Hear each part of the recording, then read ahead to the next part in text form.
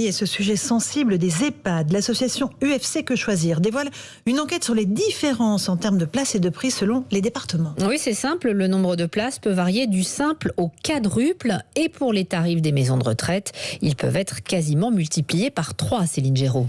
Oui, par exemple, à Verdun, dans la Meuse, une chambre en EHPAD coûte 1 749 € par mois. En revanche, à Lyon, à Marseille ou à Nice, le loyer monte à 2 600 € et à près de 3 700 € à Paris. Cette différence de tarifs s'explique par le nombre croissant d'EHPAD privés dans les grandes agglomérations qui proposent davantage de places disponibles que les établissements publics. 169 pour 1000 habitants de plus de 75 ans en Lozère, contre 41 seulement à Paris. Alors, pour éviter ces dérives, l'association UFC Que Choisir demande la création de places supplémentaires dans le secteur public, mais aussi un plafonnement des évolutions tarifaires dans le privé. Écoutez Odette Marais, administratrice nationale de l'UFC.